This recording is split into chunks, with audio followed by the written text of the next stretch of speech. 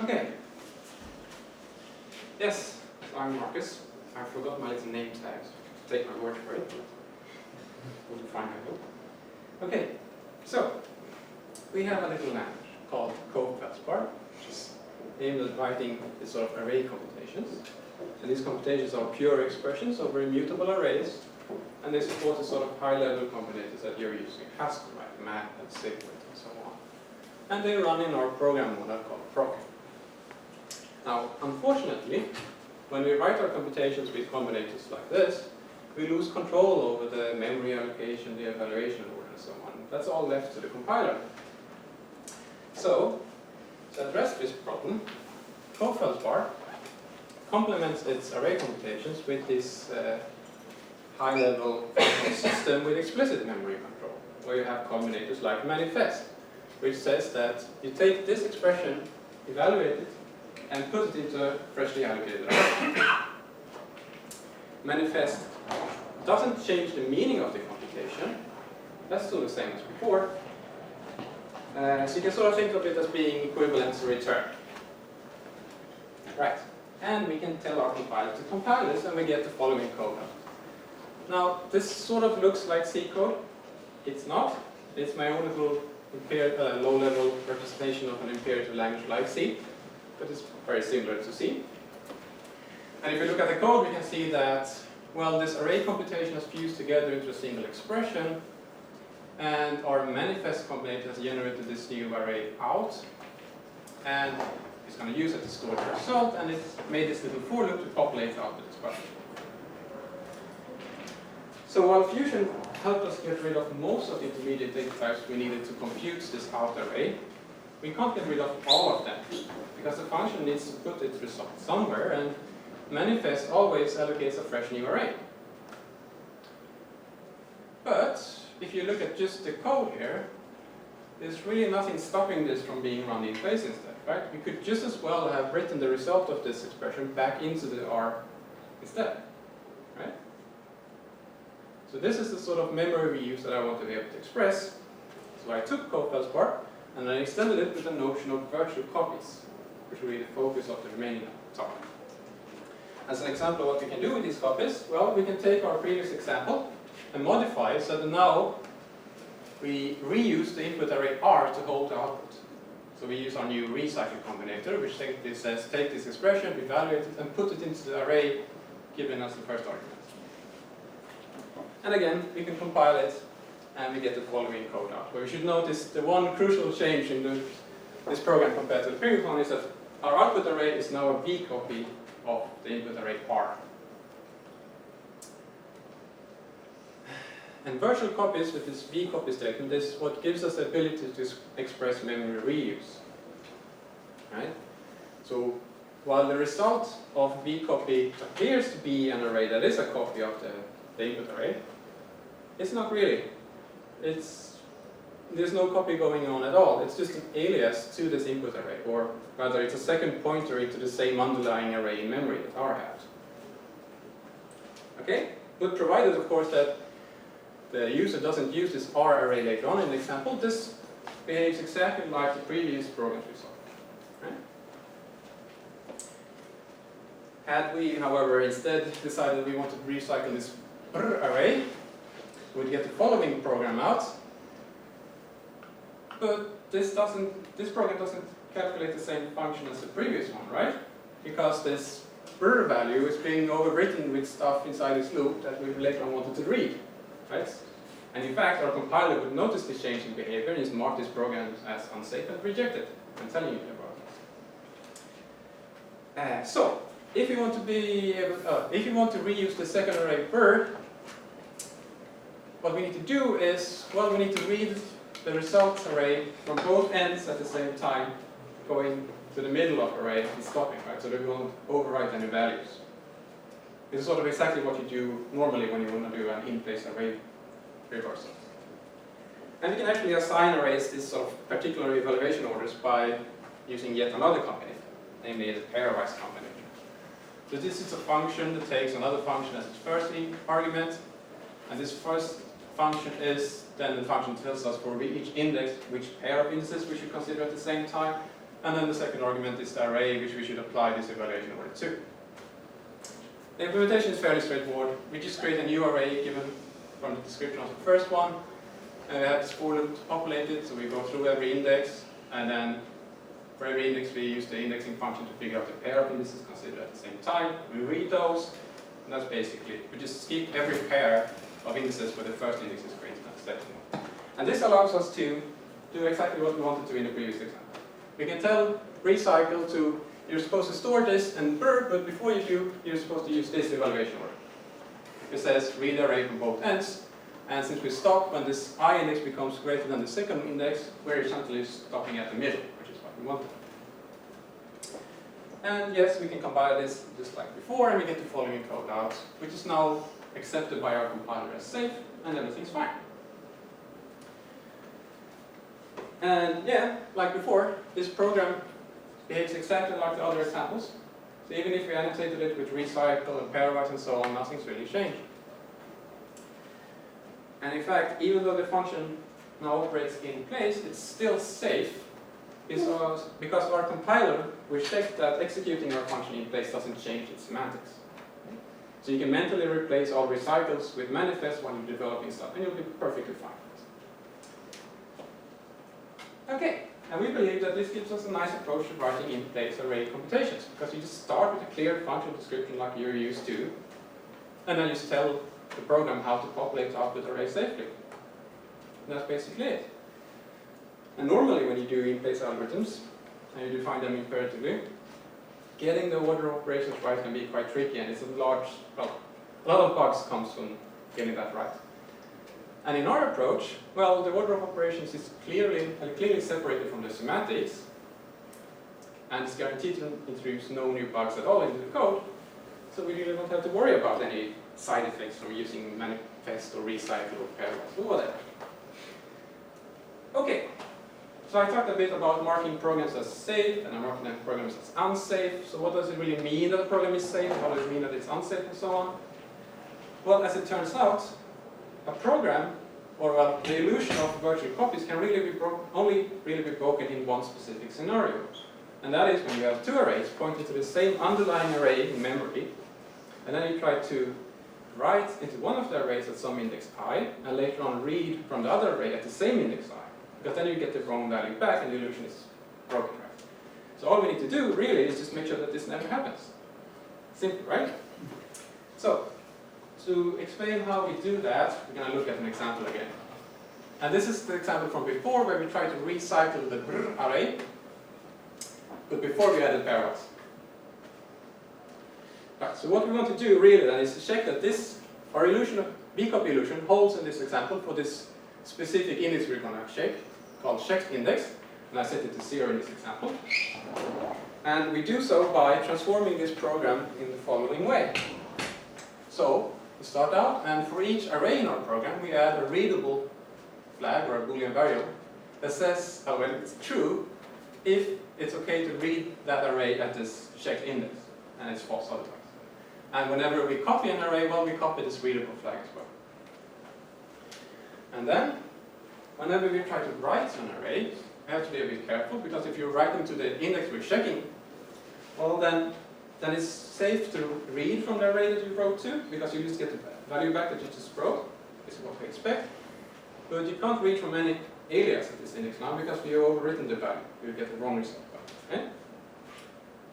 And also, before we read some array at our checked index, we also have to make sure that it's safe to do so, right? Because if not, then the illusion of bcopy is broken, because we're reading a value from some alias, not the actual array. But that's it. Now we have all our flags in place, we have all our assertions in place, and we can check if this program maintains the bcopy illusion. And we do so by just looking at the for loop, starting with the first iteration where I is equal to 0, which is our checked index. So we need to be careful and see that it's okay to read this R array, which it is, right, because it's initially set to true. And also at the end here we're writing to out at index 0, so we need to set readable out to be true for the output array and readable for the array to be false, because it's an alias of the out array. Okay? And then we just continue on with the for loop, everything's fine, until we get to the very final iteration, we're trying to read the end of the array, which means that we're trying to read the first index in brr, which is 0. So we need to make sure that this is safe by checking these assertments. But in the first iteration we said that this was no longer true, it's false. So this assertion will fail, and the compiler will realize that this is unsafe and just reject the program. You can't do it. So check flags never gets changed, it's always 0. I'll get to that. Okay. And is this a runtime check or a static check? this is a static check. But this, I set it to 0 just for this example, to explain it. I'll show that it's not really 0, it can be any value. Right? Yeah, I'll get to it now actually. So this is the sort of idea behind our verification, right? We transform this program by adding these readable flags and these assertions. And then we give it to a verifier, and we ask it if there is, we ask it to prove that these assertions always pass. So there shouldn't be any value of this checked index which makes an assertion fail. Because if you can't make it fail, and they always pass, then the program should be safe. And if not, then we had some problem with this underlying sharing we had going on, right? So let's see why this works. Let's see why it's safe if these conditions are met by just looking at another example. And here I have this checked index set to x, which means any value, not just 0. Oh, and also we're gonna recycle r instead of grr, right? So this should be safe to do that. But the idea is the same. We just look at the for loop again, and we know that there's going to be some number of iterations with indices I smaller than this checked index, and they're all going to be fine because the readable flags are all set to true initially, so fine. But then, at some point, we're going to get to an index I which is equal to our checked index, and then again we're going to have to check that reading R is safe, which it is, because it's initially true, right? We haven't changed the flag. And then we also write into out at index I, so we need to set the readable for out to false, to true, but then you can't read the alias R anymore, so this is false. So now we're sort of in the same position as before, but now we know that any future iterations of this for loop will have indices I greater than our checked index. So this check for a set readable R will never trigger. So the program is safe, and you can mark it as such and accept it, and everything's fine. Yes? Don't we have to also check that readable out holds in the end? Readable Otherwise I could just write to R in the end. Yeah, I'm assuming that this is a program stub. When you're actually verifying, you have to take a complete program, and then you see if, at the end, if you're trying to output a readable out thing, then you have to check this flag again. So there's stuff missing at the end here. That's true. Okay. Okay. Yes, right. Okay, so that's our general idea. We decided to test it by implementing an in-place FFT, namely the radix2 decimation in time FFT, which is given by the formula here, where this W is the thing known as twiddle factors. But the specification of this thing, FFT, doesn't really matter at all. What's important is the structure of it. So we're going to draw this as a network instead, like so, where we can see the structure much more clearer. Right? So you can see that FFT really is a number of stages, where each stage consists of some arrangement of the input into pairs. And actually this arrangement of inputs form a bijective mapping that we can structure such that no value is ever written to that will be read later on. Which means that we can actually use the pairwise combination before to express this evaluation mode as well. So all we needed to do to implement our in-place FFT, really, was to take our old FFT that was out of place, change its manifested output array to a recycled one, and then tell it to evaluate these stages using our pairwise combination. And that's it, just like we've done in all the examples. And then inside let's compare the different versions. So the in-place ones are the ones with the label I, or the solid color, and the out-of-place ones are the ones with the labels O and the dashed line. Oh, and we also have these extra two flags, N and A. So N means no assertions. That is, we ask the verifier to remove as many assertions as it could safely from the code before we run it. And that's not just the assertions that we use to verify safety, but also the assertions that I didn't show you that you get automatically when you write vector computation, for stuff like bounds checkings and so on. And A just means we kept all the assertions. So we can see that the in-place one and the out-of-place one with no assertions perform pretty much the same until this point here, where the size of the input array becomes a problem for the out-of-place version, and after which our in-place one performs much better. And you can also see that removing assertions is a good thing to do, which is something our old compiler couldn't do, at least not automatically. Right? And you can even compare their relative performances, and then this performance gap becomes even clearer, right? And you can even see that our in-place version with assertions still in performed better than the out-of-place one with no assertions. But anyway, of course we should compare ourselves to some other FFTs as well. So I included the benchmark for FFTW, which I think is the fastest FFT currently implemented, which is the topmost blue line with the blue circles. And yeah, we can see that we're a lot slower than they are. We're about half as fast as they are, a bit less actually. Which one is you? I'm not actually in this because I didn't have time to interact. But I use a similar computer, similar enough. So you have to wave fingers a bit here. So I'm around 3,500, 3,000 between there, and in the FFT that's about here. So I'm way below the good one, but I'm still sort of on top of most of them that they compare to. And that's not too bad for an EV implementation. I mean, I haven't optimized anything at all. Nothing is optimized. I mean, I know the pairwise does twice as many iterations as it needs to, and it's still good. So, you know, not too shabby. And more importantly, it's safe. We know it's safe. Okay, related work. Yes, you can do this with a verifier like we did. You can also do it with linear types if you want to, refinement types if you really want to. We are a bit more fine-grained than they are because we can talk about arrays being safe to read as specific indices or not. They can't. They just talk about whole arrays being safe to read or not. But we have the extra cost of using magic to make it work, like predicate abstraction and so on. And of course, you can do some mathematics stuff that I heard about last week for inferring evaluation orders on programs. So you can do them in parallel, which is sort of the same thing as what we're trying to do, but we want predictable performance, so this mathematics stuff is not good.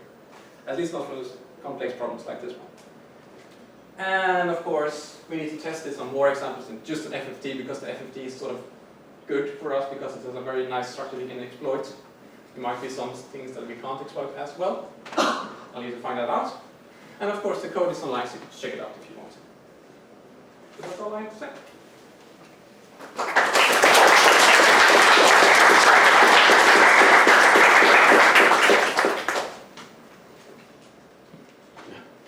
So you explained quite a bit about how inside the function you could see whether you can reuse the array, right, as its input argument. But what about outside? I mean, it's only valid if you gave it the unique copy of that array, right? So if the caller had, shared that array in some way, or if you got it out of a data structure in mind, how do you figure all that out? It seems like the thing is that we can syntactically tell from our programs which arrays are aliases of other arrays or not. So if you give me an alias to something else, I'll know that this is an alias, and I can check that the other thing outside would not be readable if I evaluate the readable flag for the other alias inside my program. I think I understood your question. I didn't understand the answer though. Oh. I'm afraid. Sorry. So maybe you could show us the code for one of those functions you were showing us, just to be concrete. Anyone will do, right? Yeah, so this is a function, right? And you're going to reuse one of these. Brr. Yeah. I can't roll my R's as well as you can. We're going to reuse brr. But if I pass it a brr from the outside that is being used elsewhere as well, then it wouldn't be sound to do this. Why not? Because then I go overwriting brr, but other people are using brr, expecting it to just be a value. Yeah? Right. Wouldn't that be bad? But I mean, if brr is an alias that I got from outside, I know that its readable flag is the same readable flag as someone else's arrays, right?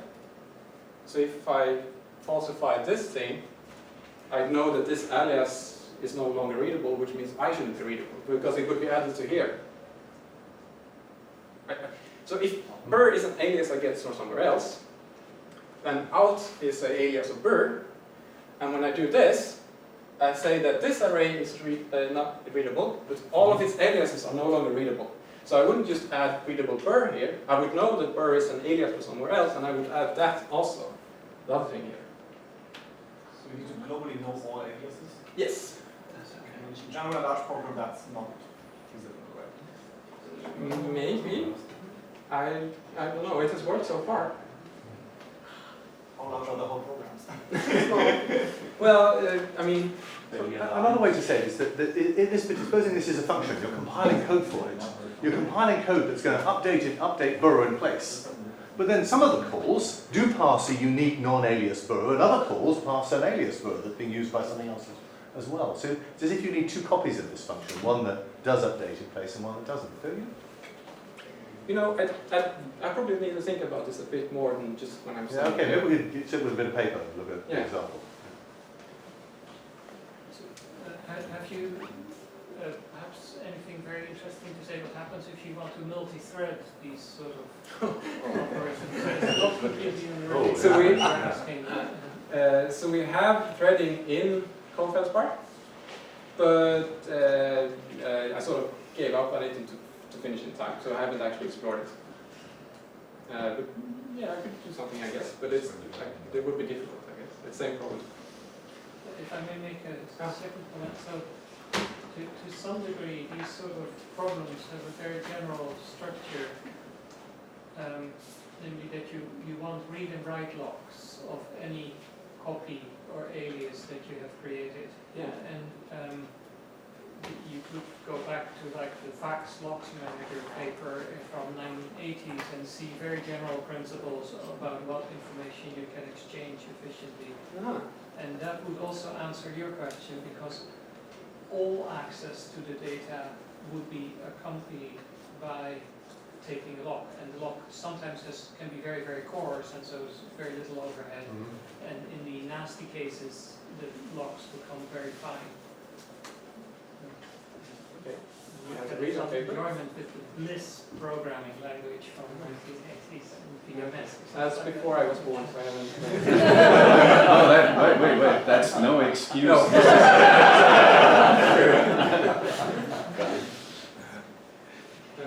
So the benchmarks were kind of single core CPU. So there was like, what kind of architectures the benchmarks on? So I run it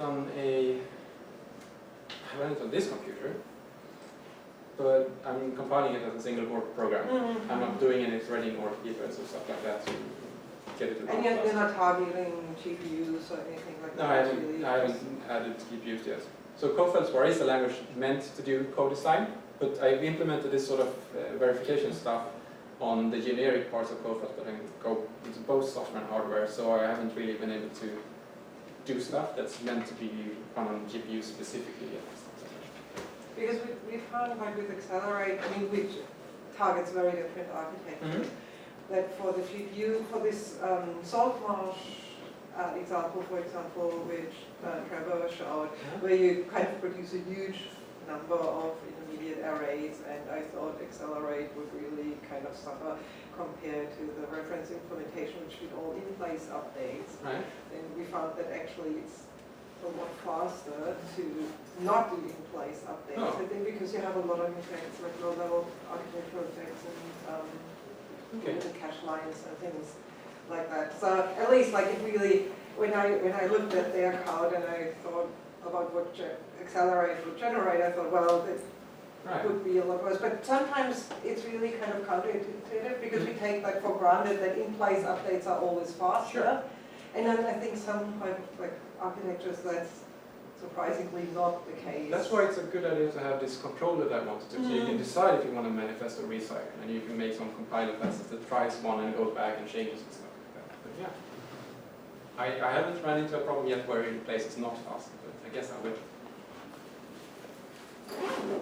You mentioned, or you didn't say anything so much about static verification. You're doing certification on index computations here, right? So can you say something about expressiveness or inexpressiveness or performance of doing that? Or is it just you just saying I'm throwing Z3 or your own tool at it and that's it? We're using Z3, yeah. So I mean, we've implemented sort of a language for expressing these sort of things in Cold bar, so you could probably write things other than just this, but this is the only thing we've tested so far. It's worked for the cases. Yeah, this one case, yes. This one case. So, okay, well, thank you very much.